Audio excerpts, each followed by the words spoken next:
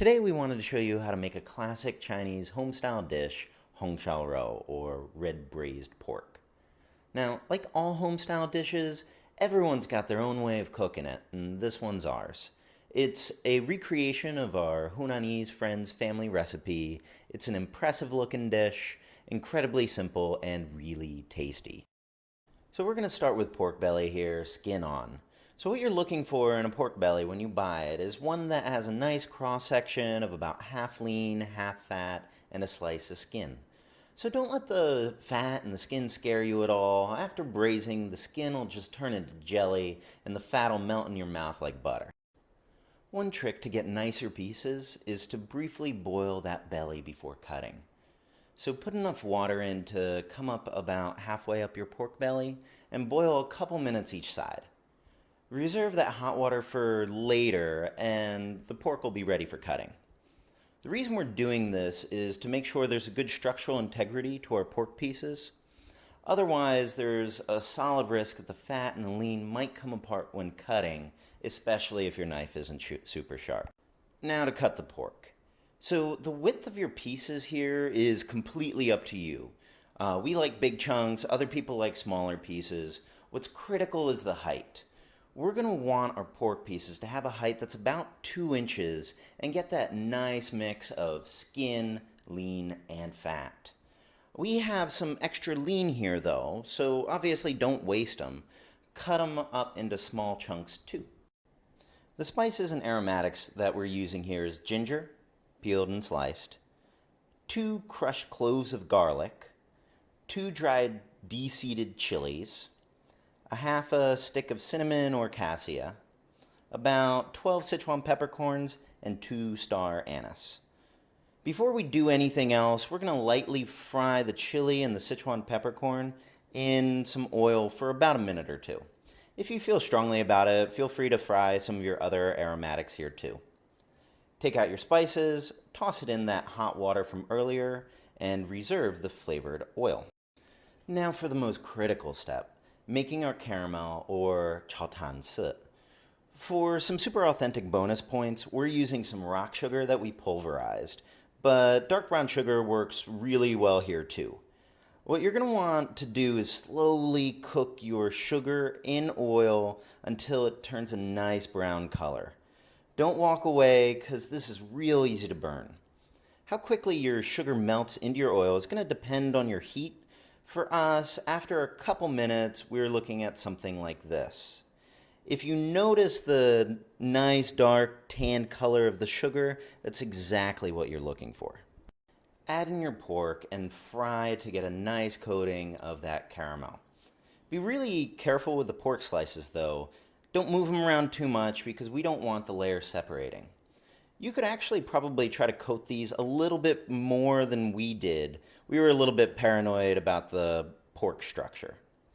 So once that pork is coated nicely, turn off the heat and add in a tablespoon of liaozhou, a.k.a. Shaoxing rice wine, 2 tablespoons light soy sauce, a 1/4 cup dark soy sauce, and mix that around.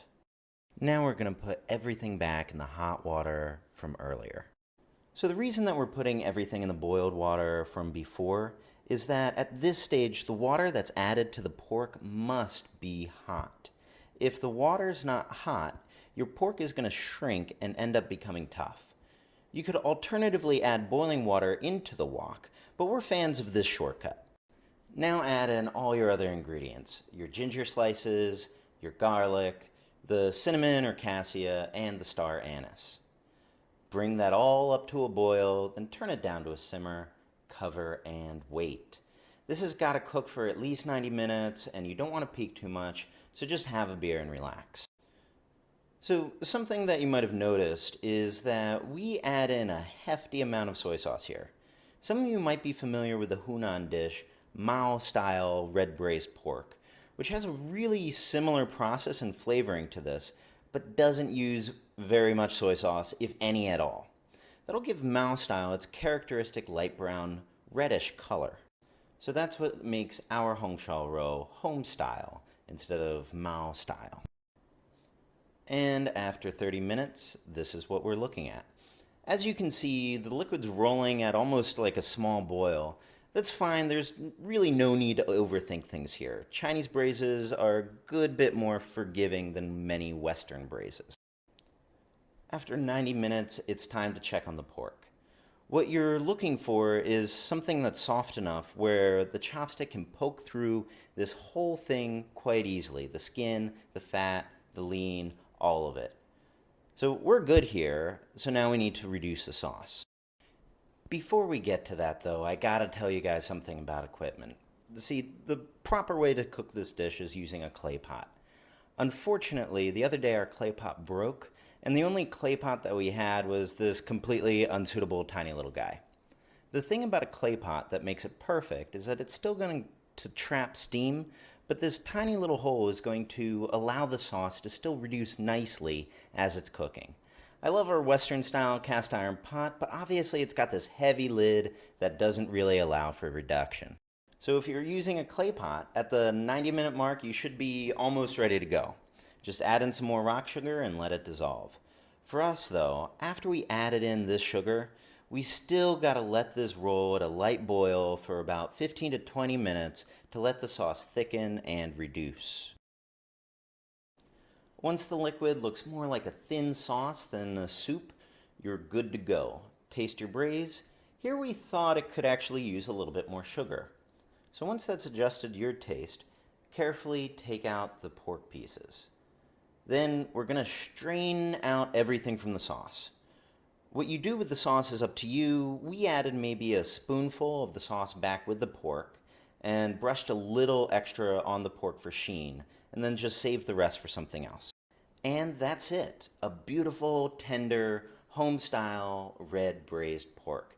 Just dead simple and a great dish to make on the weekends. Serve it with rice, and maybe even the rice liquor of your choosing. This dish is a great starting point for Chinese food, and feel free to play around with it and make it your own. So special thanks to our guest cook Rob, and as always, we got a link to a Reddit thread with a detailed recipe right there in the description.